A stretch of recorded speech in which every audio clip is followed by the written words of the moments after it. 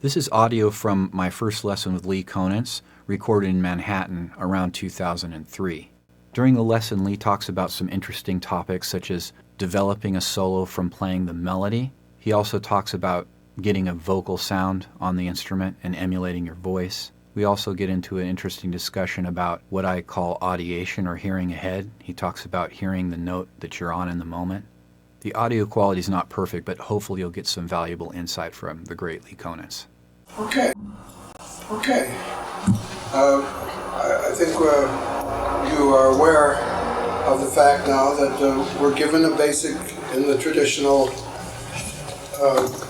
harmonic framework of the standards, let's say. I will talk about and deal with standards. The show tune standards, rather than the Monk and Wayne Shorter standards. Okay. Because I know those better. But within that context of harmony, a large part being the dominant to tonic, or 2-5-1s or whatever, we're free to play a chromatic scale wherever we choose to, if it makes melodic sense. But to begin with, we get the sound, we know what the initial filler is with the scale choice. We know that we can use a major scale against a major chord, and et cetera, and then we try to, if we're improvising, do what you just did, non-analytically reacting to a sound. Right. In the meantime, we're learning to listen how these different colors sound. And, I mean, I still don't know sometimes a very basic sound according to the context it's in. Right. But we do our ear training, so to speak, and our theoretical stuff. But then when we play, we just kind of react in an intuitive kind of way at best, I think, unless we really prepare all our solos, as many guys choose to do. But if we're really improvising, there it is. I mean, someone's going whatever, and we're supposed to react to that. Right. Well, I think that's the way to do it before you start figuring out the keyboard. And it sounds like you do that a lot. What's that? Singing. Yeah, I do. Yeah. I try to sing and then play what I'm singing. Yeah, right. Just to make that point that just occurred to me, because at some point you should be able to play, as I say, the whole thing. Given a C major chord, you got a C chromatic scale that you can use in any way that you choose, and just make it melodic and make it hold together in some way, and that's fine. It's perfectly acceptable by now. Right.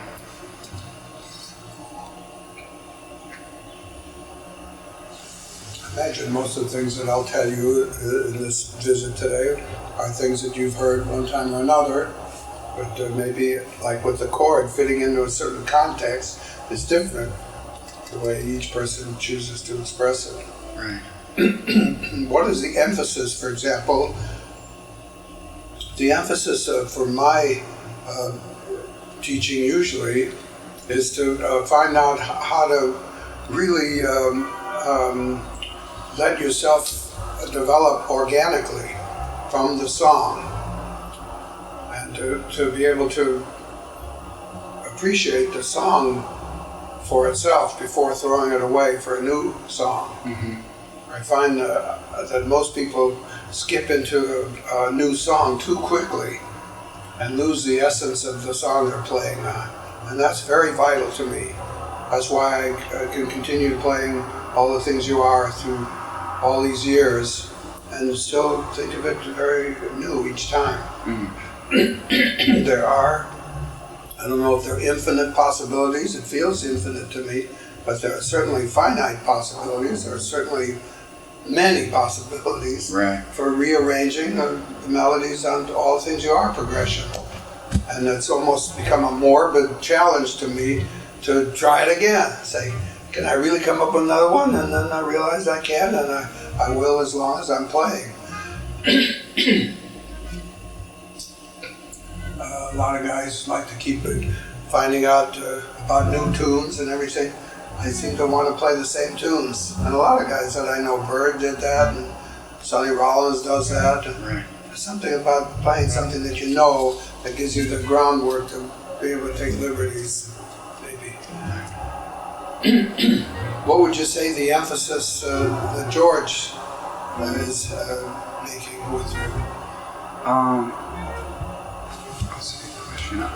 I would say he talks very much about melody, and he talks about melody just kind of separated from the chord progression. In other words, he said just play melody and practice playing melody, and when you find yourself in a chordal situation with chords influencing you, your melody will naturally weave differently. Yeah. But try to get the freedom to be able to use the chord structure that way. Right. Yeah, he talks a lot about that. It's kind of playing more free over the changes. Yeah. Well, I hear that all around. That's what Joe Lovano and all the new players are doing quite a bit of. I think that kind of started with Coltrane and McCoy. Charlie Parker was pretty much playing on the chain. Well, Lenny Castano was extending it quite a bit. Warren Marsh. Yeah, and you. And those. What one is that? It's one with tunes dedicated to Billie Holiday. Oh, wow. With writing by a Swiss composer named Daniel Schnitter for 6 strings. And he did some interesting writing, and that kind of put another perspective on it. Instead of just a schmaltzy kind of backgrounds and things, he really had them playing. And you played over it? Yeah. And I had the lyrics up on the stand, just to remind me for the ones that I wasn't positive of, and really tried to be a singer. Because I love the way she sings, and I don't know how it's possible to really imitate a singer without the lyrics, on a horn. But that was my intention. It was a nice project. And we talked on the phone. I said, Daniel, how about we do 2 tunes in 12 different keys? 12 tunes in 12 different keys. And, that's easy enough for me to say. He's got it right. He said, great. This guy has written symphonies and operas and everything, so he's a genuine writer. Right. And he had a ball doing it, and it worked. Over the years, not many people have been willing to spend any money on my records, so I just go in and blow with a rhythm section. But now I'm starting to do it. I've been listening a lot to that live at the Half Note. You and Warren Marsh. When you were playing at that point in time, where was your focus at the moment? Were you listening to the drums, or were you thinking internally, or? Well, I've always tried to listen to what was around me and play accordingly as well as I could. And Jimmy Garrison and Paul Motion, Bill didn't play very much, but that's one of the reasons why it wasn't released for 35 years. Why is that? More. Because Bill wasn't playing much? Yeah, I didn't think it was good for Bill. Oh man, I think it's one of my favorite albums right now. But he doesn't play a lot of times. He lays out on my playing. Yeah, right. To me, it's like ideal comp. Incredible. Yeah. But that basically is it. Just to try to play some variations on those songs, familiar songs, and fresh variations, in sync with the rhythm section, hopefully. So, how do you feel about playing the tune of some kind of a standard? Sure. If you don't mind just playing it alone, I'd love to hear how you do it. Oh, okay. With no help.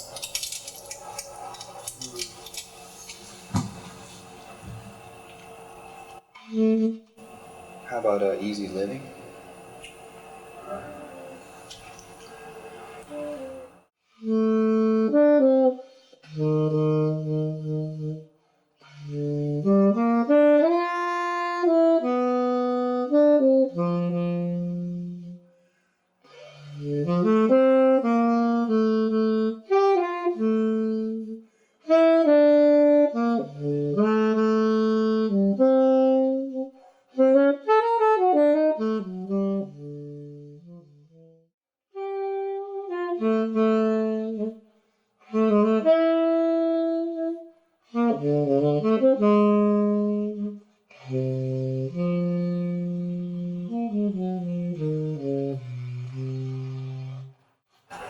Okay.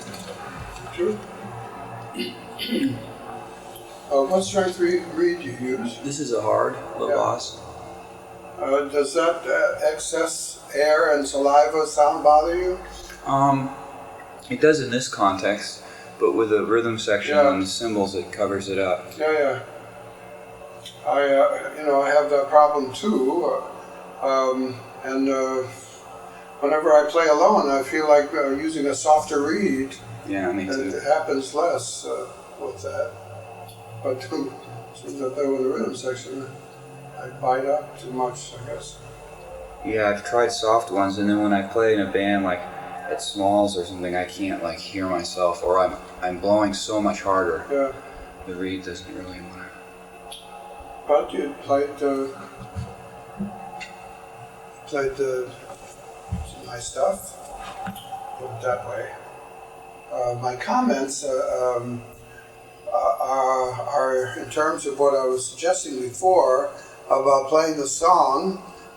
First of all, I've had a more rubato feeling about your melody playing, and about the second chorus also. I didn't really feel a quarter note throughout. Right. I mean, it was fine for that, but I wondered if you deliberately tried that, or were you trying to play tempo? Oh, I wasn't trying to play a tempo. Yeah. More of a rolling, moving along. Okay. Just for an example, on a scale of 10, that would have been not quite a 1. That would maybe been, if 1 is the straight reading of the song, and 10 is a totally new melody. The steps in between are what I'm referring to that could make it more of an organic learning process, at least, to really find out more about the significance of that song, instead of sounding like you're playing on the changes, right? Which it sounded like to me. Yeah.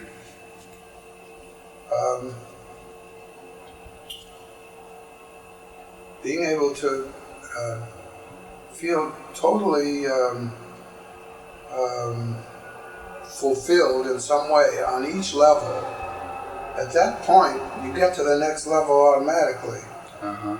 But the tendency is to just jump over the steep from one place to another, with the possibility of falling in between if you don't make that jump.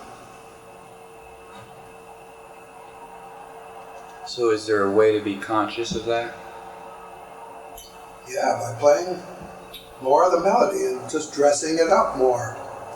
Like, how would you play that song on a level 1 so that there's no saliva and there's tempo, and so you end a note with the kind of ending you want. You get a nice emotional vibrato sometimes. Sometimes it's more fast and not so nice. Say, how do you control the ending of every phrase, of every note? You need time to concentrate on that. Otherwise, if you get into the eighth notes and everything too quickly, those details go by. And those are the details that make or break you finally. Right. I think. You've heard all that before, right? Yeah, but not in this exact context. See, that's what I say. There's only so many things that we can cover in this process. But it's just how close you're willing to look at them and how slow you're willing to go to make yourself aware of each note that you play. That's finally what's involved in this process to me. That kind of awareness has made it possible for me to build up confidence that I can make a new melody each time. Even though it have to contain familiar ingredients, I try to keep stretching those ingredients in some way to keep it interesting to me. I can't conceive of playing the same solo over and over again. I mean, Charlie Parker kind of did that First time I heard him in person, after hearing a couple 78s, he already sounded familiar to me. Because I heard all those phrases. Great phrases, but there they were, you know.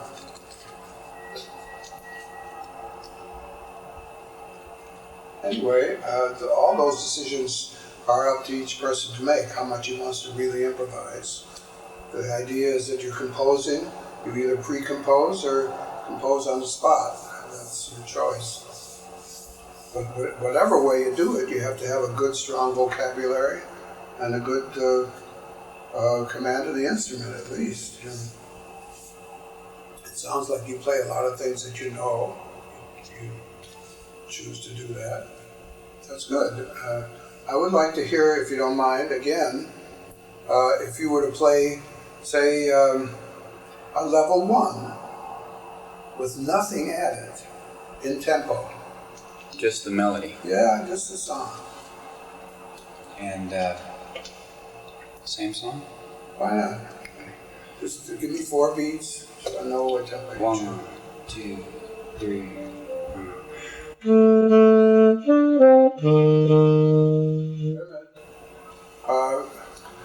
The lyrics on that are living for you. You're going living for you, you. Do you know the lyrics of this? Not all, no. I mean, that's another dimension to these kind of songs that can be very hip in getting you to sing. So that's something I would check out if you play these kind of songs. Maybe I should play a song that I know the lyrics to. Yeah, that'd be great. Like Someone in Love. Okay, great. I know those too. I used to. Lately. Yeah. 1, 2, 3.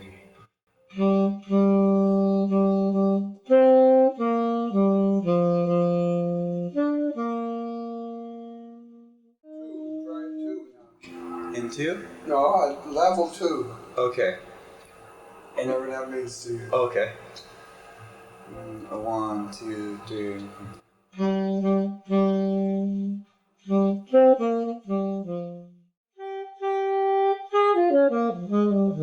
That's a 4. Oh, sorry. Okay. Now you're, I think, on a higher level. This is really still pretty much a melody with grace notes and passing tones, the way I'm conceiving of it. Because 3 would be just more of that. 4 would be more of that. So you're still playing the song and not, I mean, you can play filler phrases. This is just a suggestion for one way to measure your development and your practicing at least. And by the time you get to 5, say, you're starting to take out a piece of the melody and add a new piece. A couple more pieces on 6, a few on 7. That kind of idea I have in mind. By the time you get to 10, you should be ready as hell to play on Like Someone in Love, not just on chromatic chords or descending half steps and all that kind of stuff. And when you bring that to it also, of course, it's going to be more enriched, what you play. But my thing is basically a non-analytic approach, as much as possible.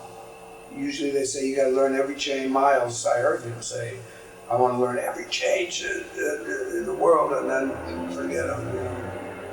That's kind of what's involved. But you can do that even before you know every change in the world, while you're learning every change and every possibility.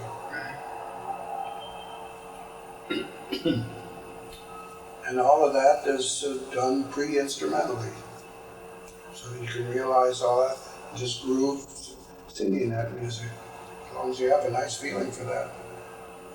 I do more and more of that, I tell you.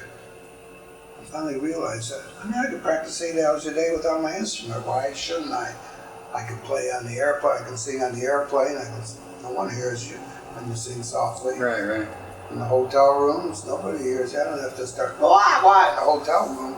Right. Nobody wants to know it. I heard Michael Brecker, I was 9 floors above him. And I heard a saxophone, it was Michael. You know, I don't have to do that. You know, it's not that necessary. If you warm up your music without the instrument, by the time you pick up the instrument, play it right away. Yeah, right. I'm trying to tell you everything I know in an hour. How about if we play that song together, say in eighths or something, just to see how that works. All right. What key are you playing in? That's E flat.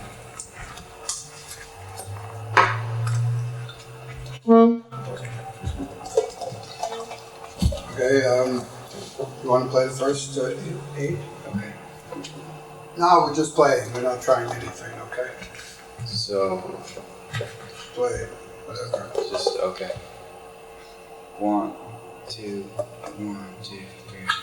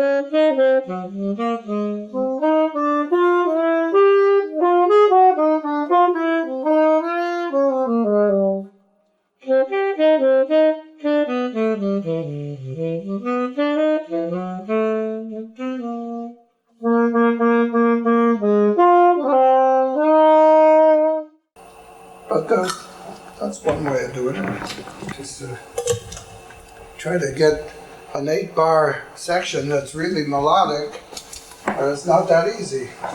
And then this is a good exercise, incidentally, taking 2s and 4s and 8s and 16s and choruses with yourself, singing and playing. Singing first. You've tried that, I'm sure. Yeah, I usually do it not so cohesively. Yeah. Like one section at a time, one chord or several chords at a time. That's a great practice thing.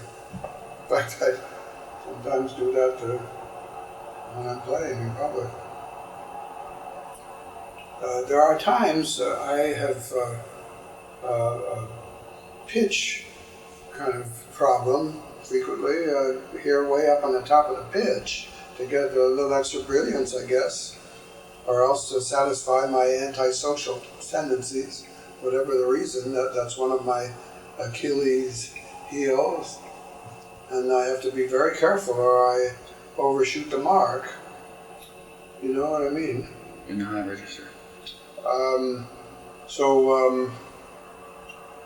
If I find myself feeling a little bit out, as soon as I sing, I hear it where it is. Right. But somehow when I play the instrument, I might hear it higher. Yeah. Which is, to me, a mechanical problem that's built into playing the instrument. Whatever stress goes along with trying to manipulate the instrument maybe manifests itself that way. Right. I've never said that in that way before, but that's what it seems like right now. And if I just sing along, I have no problem. I know exactly where the pitch is. It's weird. A little bit weird, I think. Yeah. Yeah, it's harder to be aware, I think, when you're playing. Like for me, when I'm singing through chords, it just seems so obvious how to make music. When I pick up my horn and I try to do that exact thing, I can to a certain degree, but then as soon as I miss one of the notes I'm singing, it becomes a new thing. Well, are you talking about trying to play the notes that you're singing to, rather than the feeling? Yeah. Oh, I must have a good memory to be able to do that. Well, like, you know, if I'm thinking da da da da da da da da da da da, and then I miss one of those notes. I'm thinking that in my head, and I miss those notes. Then all of a sudden, this is something that I have to find out what you mean about. Because when you're talking about hearing something in your head while you're playing, I don't exactly know how that works. Simultaneous to what you're playing, or before you actually play it, you're hearing something in your head? You know, like if I'm playing it, or, you know, I'm hearing some line, and I try to go for that line, and oftentimes I miss it. You know, when I start to play, I don't know what I'm going to play, right? Right. We're talking about anybody, hopefully. Right. And, I mean, I'm not hearing anything in my head except the note I'm playing. What you mean? Is that what you mean? I don't know how it's possible to hear something in your head in addition to the note you're playing. Yeah, I just hear like what the next note, I get like an inspiration for where the next note should be or what it should be.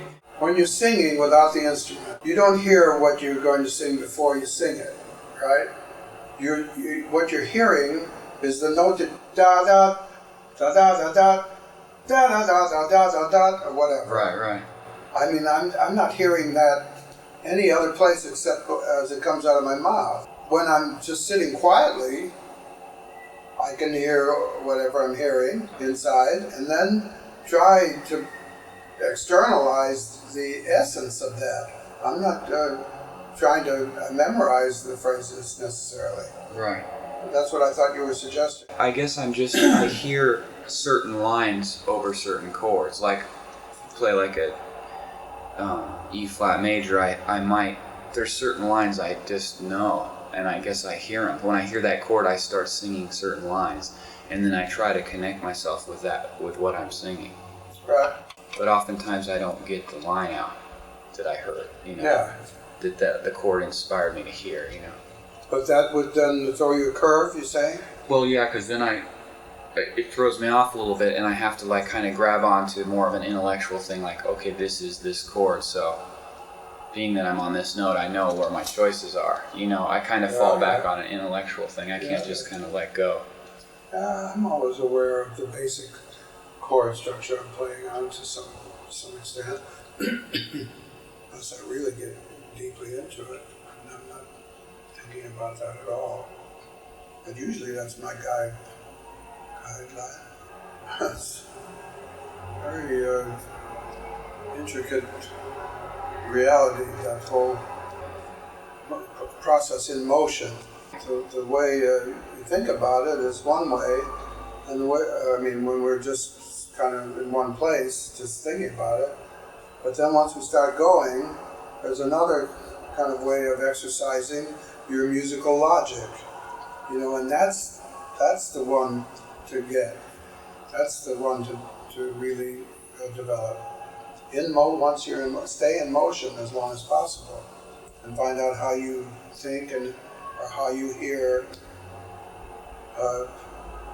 once you're doing it. Like, for example, one way of practicing this stuff is to do it in all keys. If you start and play a few choruses in each key, and try not to transpose what you already know in the previous key, then you have an opportunity to experience the keyboard in a new way and the song in a new way.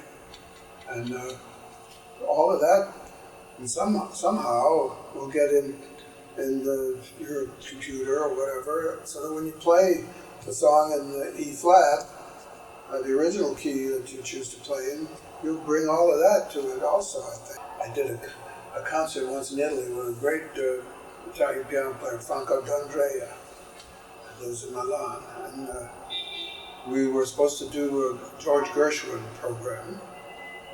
And so at dinner before the concert, I said, hey, Franco, how about if we choose 12 tunes in 12 different keys? Again, I like to do that. And his eyes rolled in his head a little bit. And he did it and played the shit out of it. It's easy enough for me to play one note after another in the key of F sharp. But he had to do all this, and it was recorded. The guy recorded it too. When we were trading recently, your sound is very vocal sounding. Yeah, I tried that. Is there a certain technique you use, or is it just more your ear takes control, or? It's just becoming more familiar with my vocal feeling and trying to get that on the horn.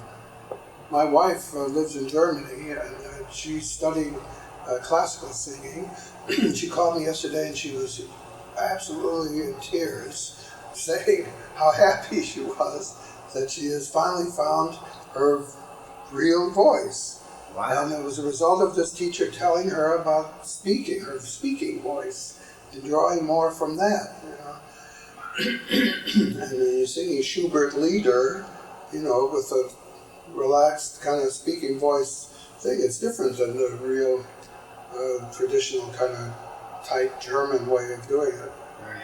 So she was just beside herself. That's great. and I realized that I'm doing that more and more. And that's what I do on this record. I think that's what part of the charm of this record. I don't overblow. I hear overblows. For whatever reason,